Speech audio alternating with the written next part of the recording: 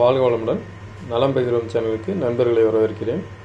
இன்றைக்கி பார்த்திங்கன்னா நம்ம ஹோம் மேடு சாஸ். இப்போ சாஸ்லாம் பார்த்திங்கன்னா வெளியில் கடையில் வாங்குவோம். இன்றைக்கி வீட்லேயே டொமேட்டோ சில்லி சாஸ் எப்படி பண்ணுறதுன்னு பார்க்க போகிறோம்.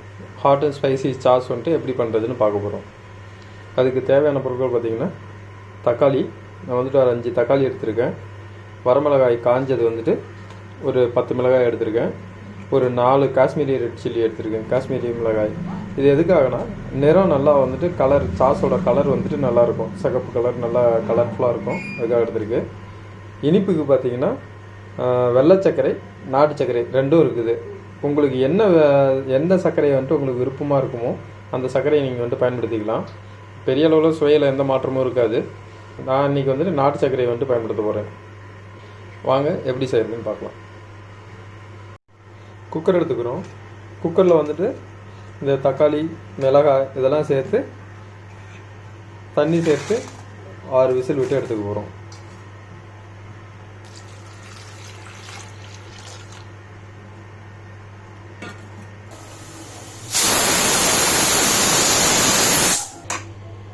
பாருங்கள், தக்காளி வெந்து அதோட ஸ்கின்னு தனியாக பிரிஞ்சு வந்திருக்கு.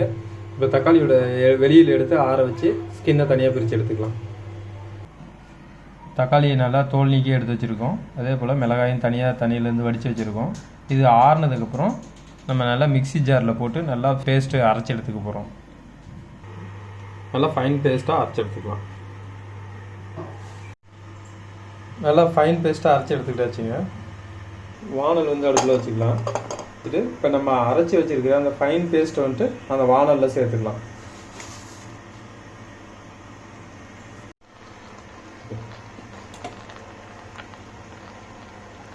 வடி வச்சு ஊற்றிக்கலாங்க. ஏதாவது தூசு, கல், மண் ஏதாவது இருந்தாலும்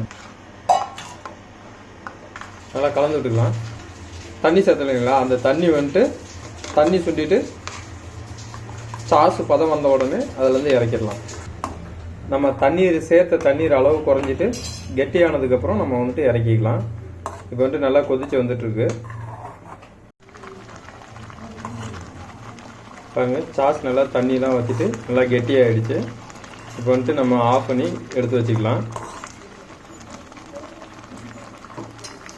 நம்முடைய டொமேட்டோ சில்லி சாஸ் வந்துட்டு ரெடி ஆகிடுச்சிங்க. நம்ம இறக்கி வச்சுக்கலாம்.